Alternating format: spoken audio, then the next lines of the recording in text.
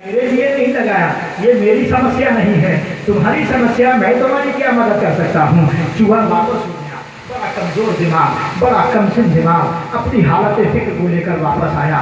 دیکھتا کیا ہے کہ بکرا دیوار سے بنا ہوا ہے۔ بکرے کے پاس گیا اور کہا بھائی میری سمسیا کو حل کرو۔ کہا کیا بات ہے؟ کہا کسان نے آپ چوہے دان گھر میں لگا دیا ہے، اس میں ہو سکتا ہے پھنس کر موت ہو جائے۔ کہا تو میں کیا کر سکتا ہوں؟ یہ پرابلم میری نہیں ہے کہ چوہے دان لگ گیا ہے، میں کیا کروں؟ چوہے دان لگ گیا ہے، اس میں میری کیا سمسیا ہے؟ مجھے اس میں کیا ضرورت پڑی ہے؟ میں اس میں کیا کر سکتا ہوں؟ لہٰذا ایسا کریے، میں تمہاری کوئی مدد نہیں کر سکتا ہوں، میں تمہاری کوئی حالت نہیں دے سکتا ہوں، لہٰذا یہ چوہے دان کا معاملہ ہے، اس میں تو میں کیا کر سکتا ہوں؟ یہ تو آپ کا اپنا معاملہ ہے، اسے تو آپ اپنے حساب سے کریے گا۔ اتفاق سمجھیے گا اس چوہے دان کا، چوہے دان لگا ہوا تھا، اس چوہے دان میں اس کسان کی بیوی کسی طریقے سے وہ اس کے لگ جاتا ہے اور اس سے انفیکشن ہوتا ہے، اس سے اس بیوی کی موت ہو جاتی ہے۔ اب جب موت ہو گئی تو حضرات گھر میں کیا حال ہوتا ہے سماعت فرمائیں۔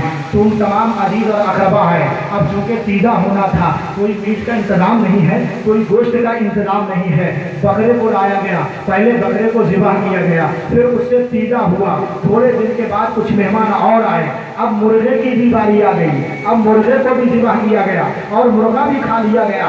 چوہے نے اس وقت مچل کر کہا نادان بکرے اور مرغے، اگر اس وقت میری آواز کو سنا ہوتا اور یہ جانا ہوتا، مجھ سے کہا تھا یہ پرابلم میری نہیں تمہاری ہے، اگر میری پرابلم میری سمسیا کو اپنی سمسیا سمجھا ہوتا تو مجھ سے پہلے نہ کٹتے، مجھ سے پہلے ذبح نہ ہوتے۔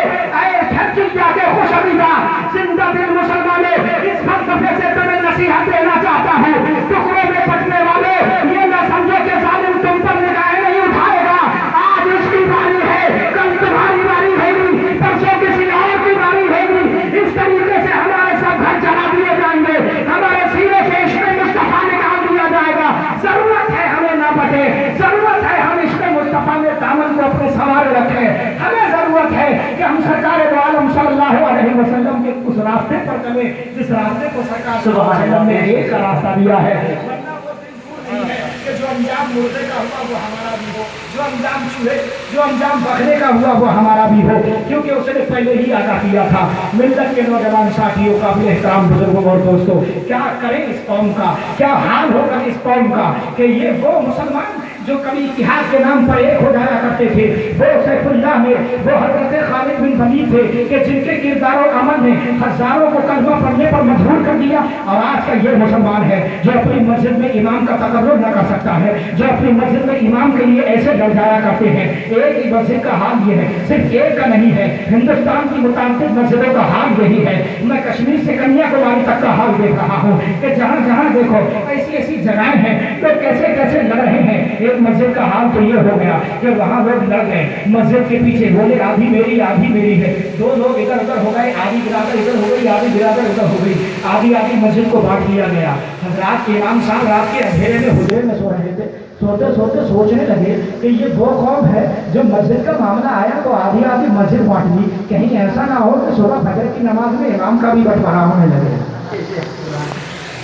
میں بتانا یہ چاہتا ہوں، تمہیں ہنسانا اور دل لگانا نہیں چاہتا، بلکہ بتانا چاہتا ہوں وہ قوم جو مسجدوں کے دین کے نام پر بٹوارے کرتے، وہ قوم جو اماموں کے بٹوارے کرتے، وہ قوم جو دوسرے کے اور ایک دوسرے کے مرتبے کو نیچا اور اونچا کرنے کی کوشش کرے، وہ کیا اپنا بھلا اور برا سوچ سکتی ہے؟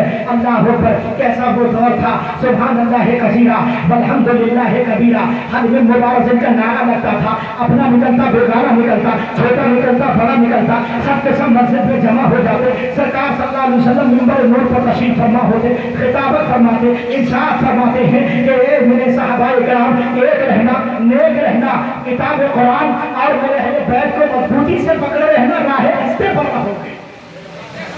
سبحان اللہ، سبحان ہمارا حال یہ ہے، آخر ہم کیا کریں گے؟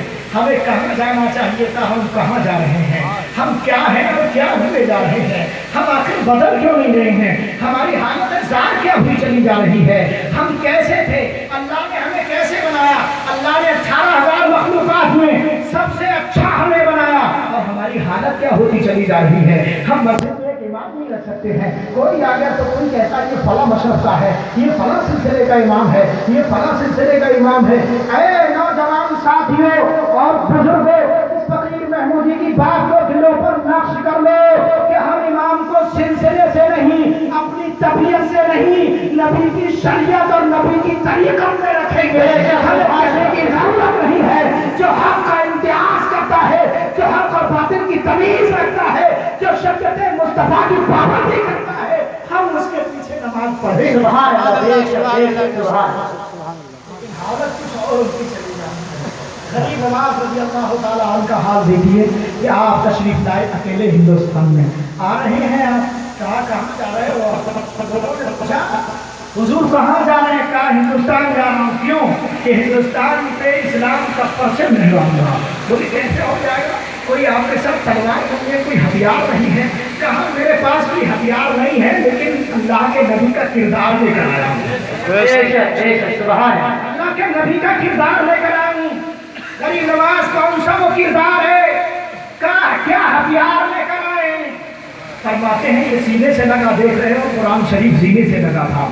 فرماتے ہیں غریب نواز میں ہندوستان پر اسلام کا پرچم ایسے نہیں لہراؤں گا، بلکہ یہ جو میرا ہتھیار قرآن عظیم ہے جو نبی کے دربار سے لے کر آ رہا ہوں، تمام ہندوستانیوں کے گھر گھر میں سجاؤں گا. اس کی تعلیم، اس کی اطلاع پر ہر گھر میں جب پہنچے گی تو اسلام کا جھنڈا لہرا دیا جائے گا. اگر ہم بھی قرآن کی تلاوت کرتے ہوتے، ہم بھی شریعت مصطفیٰ کی پابندی کرتے ہوتے، ہم بھی اگر شریعت کو پہچانتے، ہم بھی اگر حق سمجھتے تو حال یہ نہ ہوتا، عام معاملات یہ نہ ہوتے. اس لیے میرے دوستو، میں اس مختصر وقت میں آپ کو سمجھا کر یہ جا رہا ہوں کہ اپنے آپ ایک اتفاق پلیٹ فارم پر آ جائیے. بچنے کی کوشش مت کریے. جو تمہیں بانٹنے کی کوشش کر رہے ہیں وہ کہیں نہ کہیں اپنی پیٹ پوجا ضرور کر رہے ہیں، وہ کہیں نہ کہیں اپنی ڈھبلی اپنا راگ ضرور بنا رہے ہیں. تمہیں صرف اگر کہیں رہنا ہے، تمہیں اگر کہیں صرف جمع ہونا ہے تو وہ جمع ہونا ہے صرف حق پر. تمہیں جمع ہونا ہے تو صرف حقانیت پر. تمہیں جمع ہونا ہے تو صرف اللہ کی رضا کے لیے. تمہیں جمع ہونا ہے تو صرف اپنی طبیعت کے لیے نہیں، نبی کی شریعت کے لیے. اس کے لیے کوئی بھی آ جائے ہم سب کو درکنار کرتے ہیں، اور جو نبی کی شریعت کو چلتا ہے ہم اسے سینے سے لگا لیتے ہیں.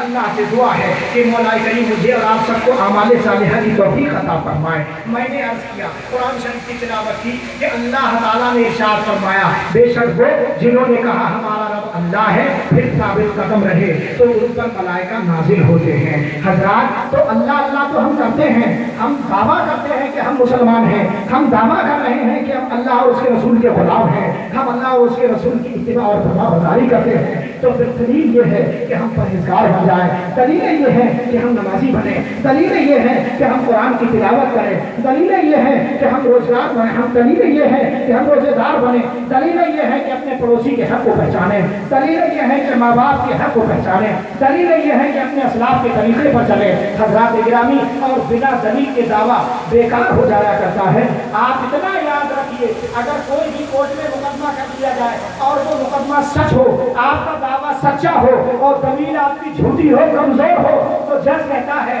کہ یہ دلیل کمزور ہے، لہذا مقدمے کو خارج کیا جاتا ہے. اور آپ کا دعویٰ مضبوط نہ ہو، دلیلیں مضبوط ہو تو دعویٰ مضبوط ہو جایا کرتا ہے. بس ایسے ہی سمجھ لیجئے کہ ہم لا الہ الا اللہ محمد رسول اللہ کا کلمہ پڑھ رہے ہیں اور اس کی عبادت کا دعویٰ کر رہے ہیں. ہم یہ دعویٰ کر رہے ہیں کہ ہم مسلمان ہیں، تو پھر اس دعوے کی دلیل یہ ہے کہ ہم ایک ہو جائیں، اس دعوے کی دلیل یہ ہے کہ ہم نیک ہو جائیں، اس دعوے کی دلیل یہ ہے کہ ہم شریعت مصطفیٰ کی پابندی کر لیں. طریقہ مصطفیٰ کو چھوڑنا ہے وجہ بربادی، اسی سے قوم دنیا میں ہوئی ہے بے اقتدار. اپنی ہمیں کرنی ہے شہید شاہد برکھا کی رضا جوئی، وہ اپنے ہو گئے تو رحمت پروردگار اپنی. اللہ تعالیٰ سے دعا ہے کہ اللہ تعالیٰ میرے اس بولنے میں جو بھی غلطی دی ہو معاف فرمائے. استغفر اللہ ربی من کل ذنب و اتوب الیہ. کلمہ شریف پڑھ لیجیے، لا الہ الا اللہ محمد رسول اللہ. السلام علیکم. خیر البشر پردہ